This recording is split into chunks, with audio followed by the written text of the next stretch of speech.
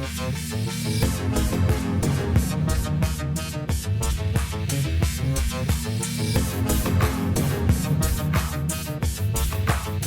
Sciforrror Film Podcast.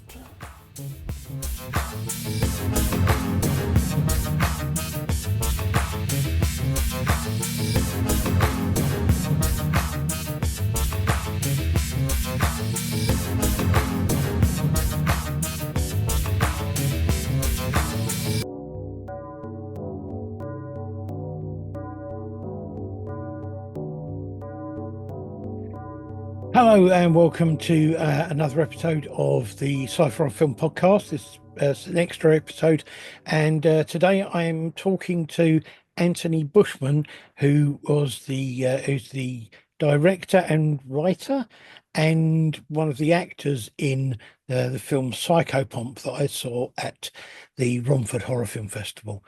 Hello.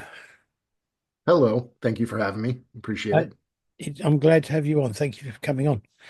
Um, just as a bit of background, how did you get to be making films and to where you are now?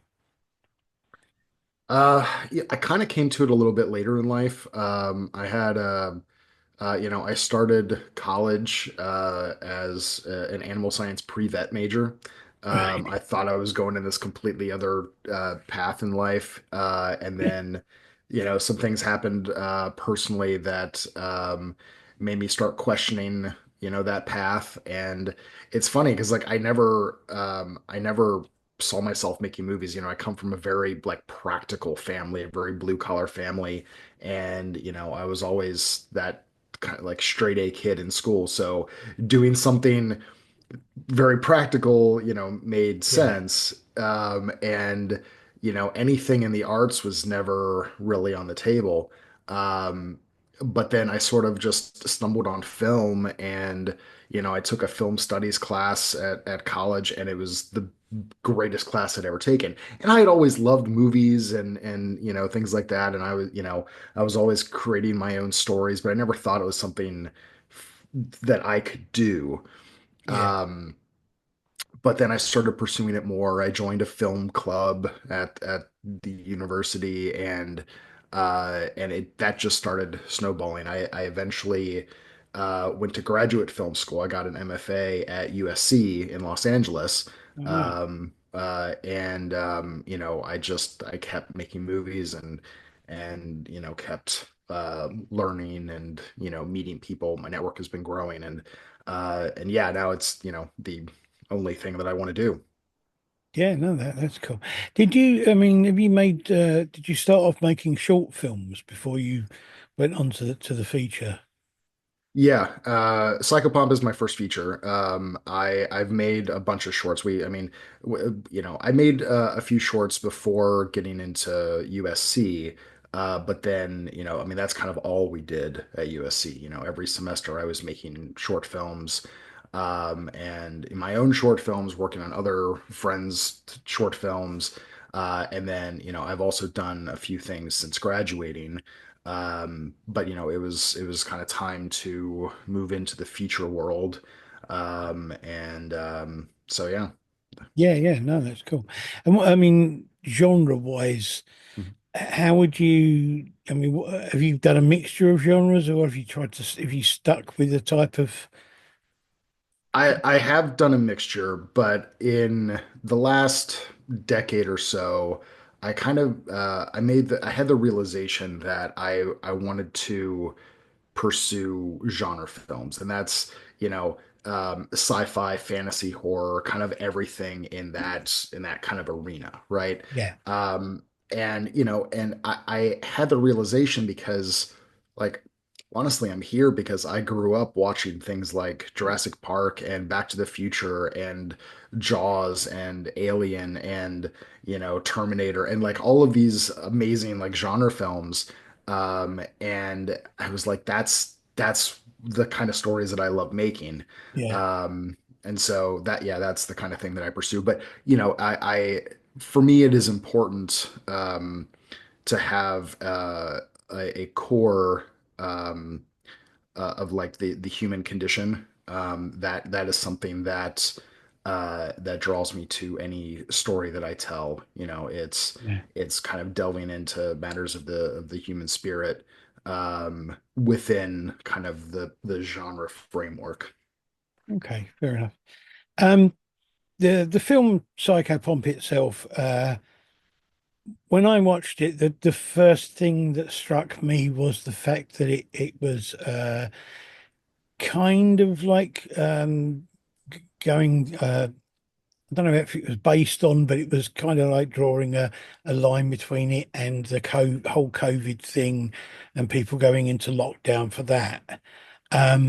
So was that where the basis of the idea came from? Yeah, we were so Psychopomp was not supposed to be our first feature. We were, we had been trying to get a feature off the ground for a few years, a couple different scripts. And then we finally got the financing for one. Still very much on the low budget end of the spectrum, but it was a haunted house film. And we were shooting it in the house that my writing partner, my creative partner, Brian, who's the lead in Psychopomp and my co-writer on the project and all that. We were renting a house in Los Angeles, and we were using that house as our primary location. And we were scheduled to go into production on that on Friday, March 13th, 2020. And then COVID hit, and we had to postpone. 36 hours before we were supposed to start shooting, we had to postpone. Um, Yeah, and we were, I mean, like I said, it was years in the making to get to that point. So, we were kind of suffering through some depression. And then and it didn't help that the art department had already come into our house and started prepping to shoot because we were a day and a half away. So not only did we have to postpone our first feature, but living in a house surrounded by a half production designed film. And so it kind of added to it added to the depression, honestly. And then also after a couple months, we just started getting bored. Um, and at early on, we were hoping to get back to that film and shoot it later that summer. No one knew how long COVID would last. no, And so, and after, a couple months, we realized that that's not going to happen. And so he and I one day started writing a new thing, which became Psychopomp. And from day one, and specifically write something that we could make by ourselves, like the two of us quarantined alone and doing basically everything on a project. yeah, At least through production. I had other people in post. I had an amazing sound designer and an amazing composer and all that. But through production, basically, it's just the two of us. And he was cast as the lead from before we even started writing. So we wrote the role around him. And then as you said before, I am in the film. I am kind of allergic to being in front of the camera.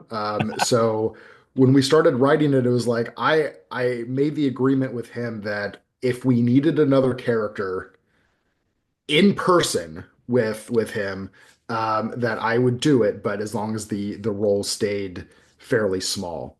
And we both agreed to that. And then as we wrote, the evolution of a script just organically, like my role kept getting bigger and bigger and bigger. And now, as you saw, I'm in half the damn movie, which was not the plan at all. Um, and then, we obviously had, just kind of the nature of things, Zoom became such a huge thing in our lives. yeah, And so we leaned into that. And the other cast members in the film that his character communicates over Zoom, we just shot them over Zoom, so that they could stay quarantined at their own place yeah, and so yeah, we hopped on Zoom calls like this, and they were able to record like solo feeds so that I could edit. Um, but yeah, the everything that we were going through was the inspiration for for the film. We kind of took COVID and cranked it up to 11. The fictional virus in the film is much, much, much worse. Um, but yeah, everything that we were going through, the lockdown, that all of that was an inspiration for for the writing. What I found interesting about the film, two things. I've seen quite a few post-COVID films that were about people in lockdown. What I found interesting about your film is, firstly, that the way that you used the thing of the fact that the people in the film were actually working to try to find a way to stop the virus, Mhm. which is something I haven't seen other people do. And the other thing that I thought was brilliant is I was hospitalized with COVID, and I was in hospital for about 10 days, and I Mhm. had some of the worst and most vivid dreams I've ever had. Mhm. And when it gets later on in the film, I I actually was watching it thinking, whoever wrote this has experienced it, because it just looked so much like everything I felt. And Um, as I say, Sorry. that I haven't seen other people be able to do that. Mhm. And I thought it was brilliant. Well, thank you for that. So the first part, I work at a university as my day job, and I do all the creative stuff in every basically every moment of my free time. I'm writing or prepping another thing or whatever it may be. But I have a day job, and it's at a university. It's at USC where I went to school, and so the whole thing about them being at a university and being forced, like we weren't allowed on campus Yeah, when lockdown first happened. They said you have until 5 p.m. on whatever date to come and get anything you need out of your office, and then you're just not allowed back on campus. And that was kind of striking for us, for me. Um, and because normally with my position, I have 24/7 access. If I wanted to go at 3 in the morning, I could. I don't, but if I wanted yeah. to, I could get in the building normally. So it was bizarre that we just couldn't get on campus at all. And so that was an inspiration for that part of it.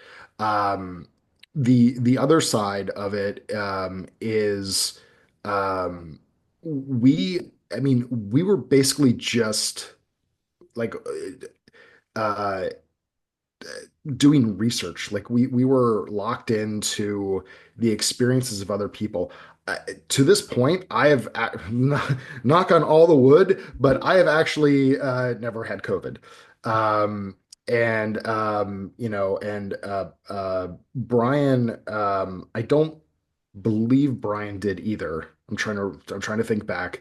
Um, but you know, we were just trying to do as much research as we could.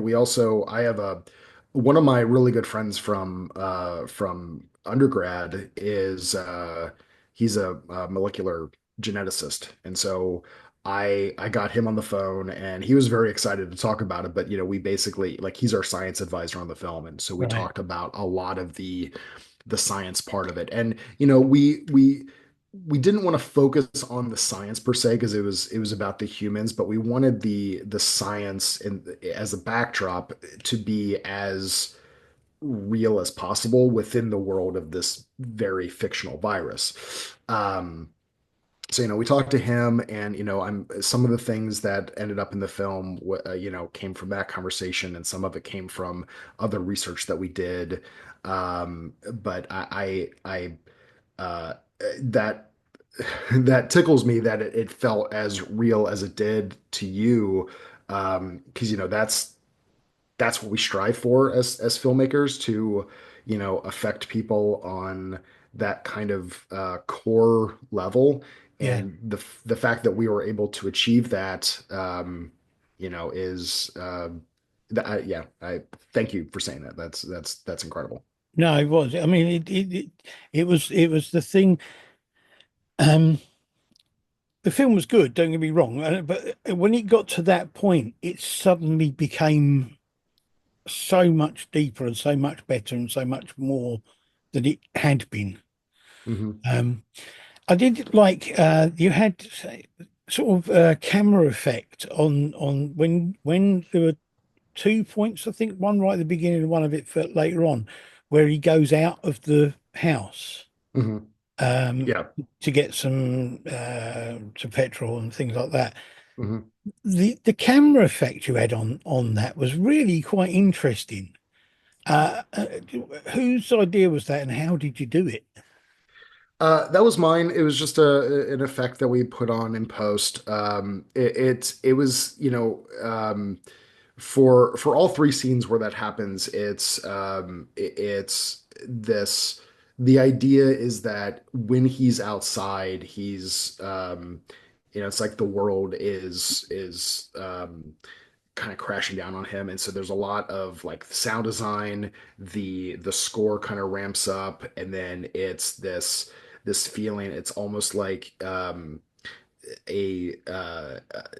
things are being compressed and stretched at the same time, almost like, and that's all his perception. That's his his subjective experience in that moment where he is, unbelievably paranoid that whatever's out to get him is, just right around the corner. Yeah, yeah, And so it was, the idea was to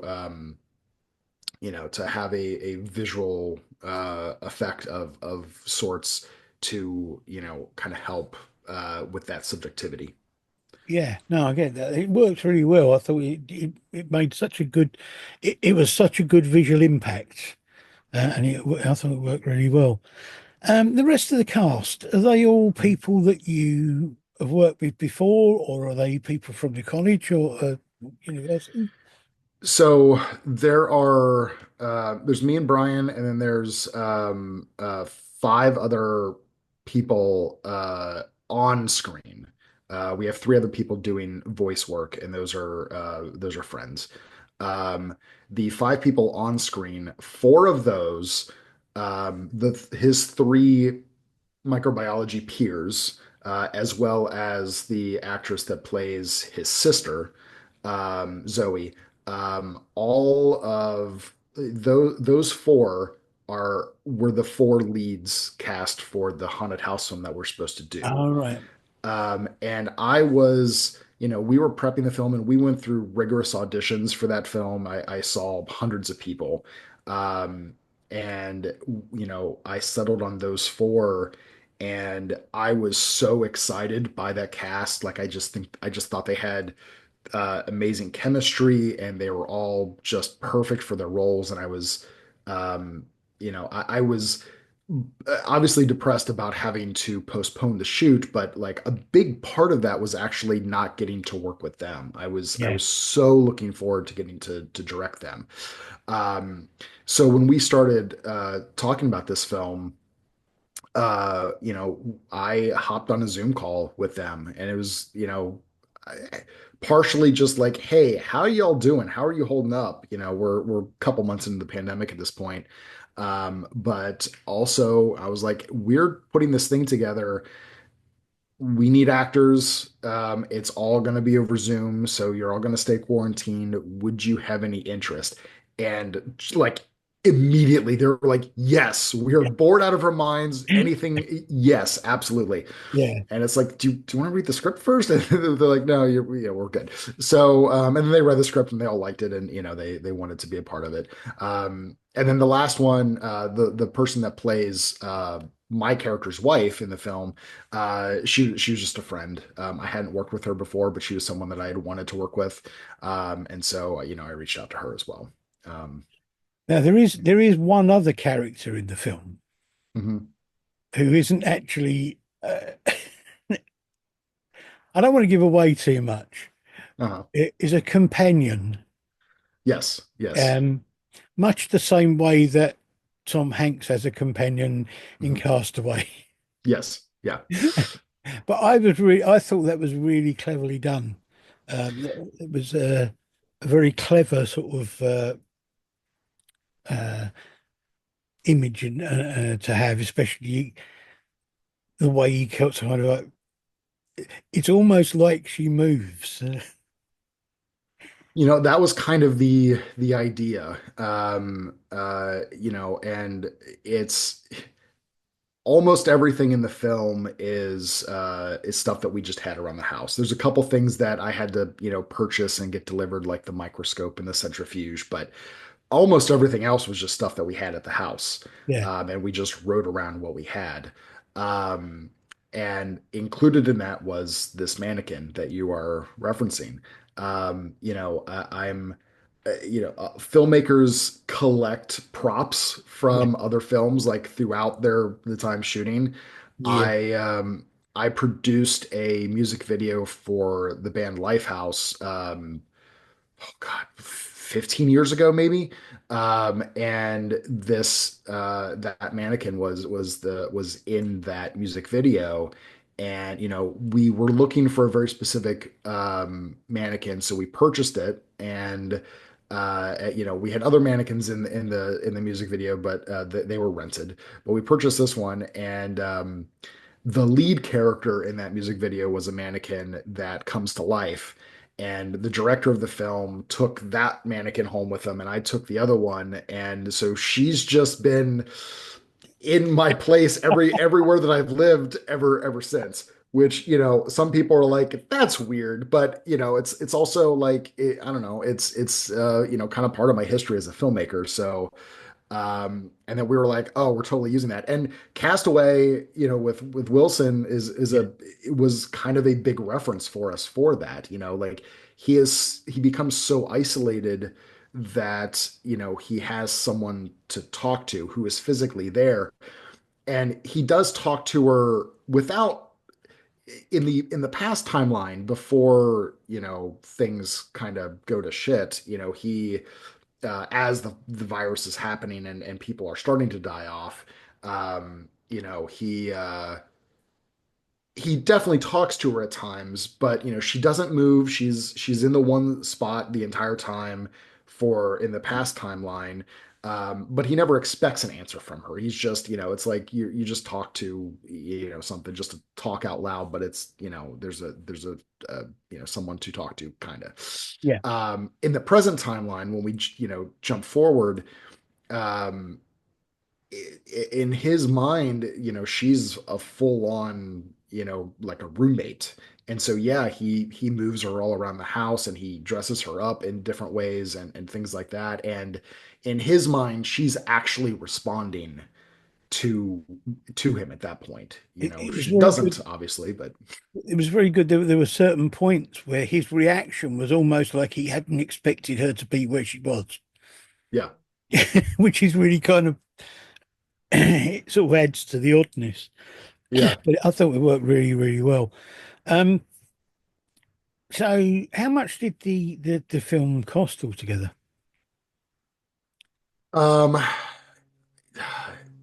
Not a lot. It was basically what we had out of our pockets. I we are still in the process of looking for distribution. I don't know if I should say the number Okay. publicly. No, no, no. It's fine. I will happily tell you offline though.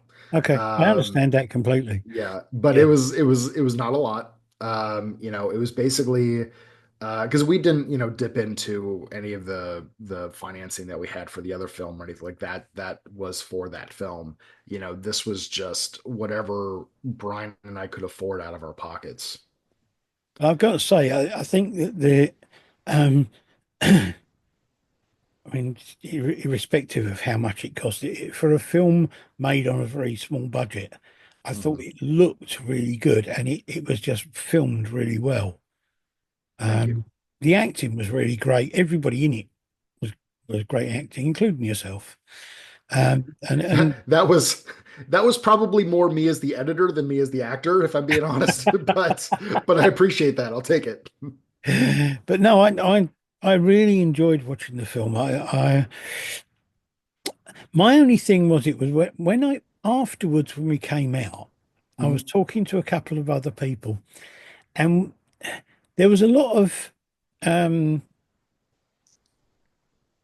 uncertainty as to whether we thought it was a horror film or was it sci-fi or was it more of a psychological thriller type thing, or do you mhm, know what I mean?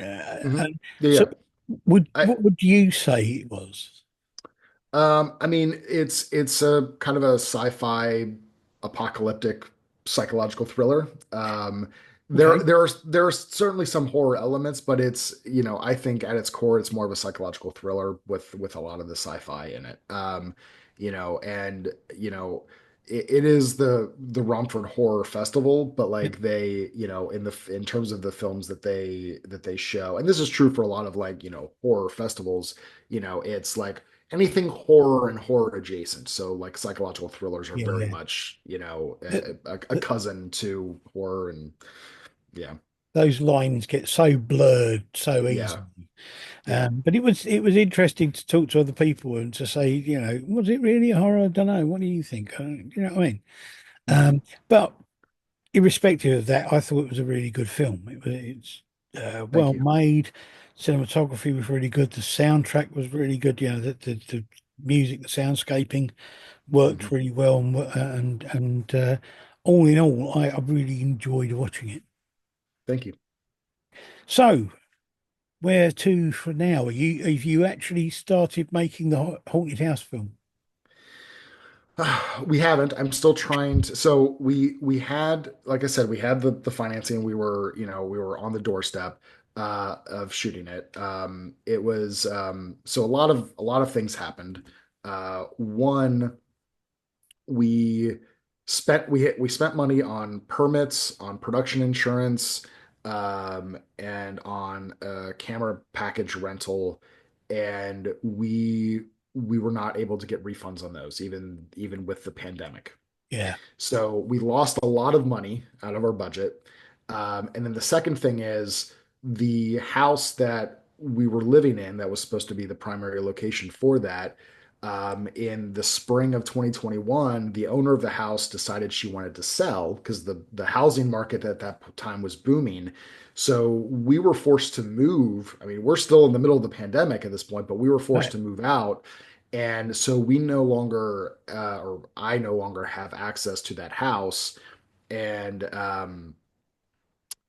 or any house. Like the place that I currently live in would not work for it. And by having the house that we were living in, and it was the primary location that where 90% of the film took place was free, that helped us be able to make it for the budget that we had. So Yeah. not only have we lost some of that money that we had, but we also now need more money because we'll have to rent a location. So we're back in the process of looking for more money, but that is something I still want to get back, and I want to make it. Um, and yeah.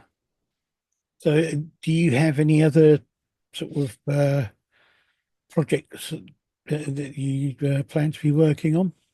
Have a couple other features that Brian and I wrote together, and they're all, more on the lower budget end as well. That I really want to make. One is a time travel film. Oh, cool. Another is like a supernatural thriller. Um, and then I'm also writing, other stuff now. I'm working on a much larger budget. This will probably be a couple films down the road, but a much larger budget. It's like sci-fi fantasy. And then I'm also my next thing actually might be another short. I wasn't really seeing myself going back to a short, but I have, I haven't actually directed since we did this, and so it's been a few years at this point. Um, and I have the bug. I need to go back and direct something else. So I'm actually in the process with another writing partner of adapting a short story from Edgar Allan Poe. Oh, Um, one of his lesser known short stories. okay, So working on that at the moment, and actually, if all goes well, hoping to shoot that later this year. cool. Yeah, Yeah, cool. I like Poe. I think he wrote some same. fantastic stories. Yeah. Um, so Psychopomp, is that still doing the circuit of festivals? Yeah, so Romford was our third festival, and I'm still waiting to hear back from others. Still submitting to some. We don't have anything else specifically lined up at this point, but yeah, we're hoping to get into other festivals, and I'm also looking for distribution. Actively looking for distribution so that Yeah, hopefully it can get out there in some fashion into the world. yeah. No, that'd be good. I'd like to see it on uh, a broader stage, as it were. Yeah. Um, well, thank you very much for being on the show. It's been great talking to you. I really enjoyed the film, and I look forward to seeing other stuff from you. And I hope everything goes well with Psychopomp and your future projects. Thank you. I appreciate that. Thank you for having me. That's all It's right. been a fun conversation. As I always do, I will put up links to social media and to a trailer of Psychopomp so you can have a look at it and see what you think yourselves. And we'll be seeing you again soon. Thank you. Bye.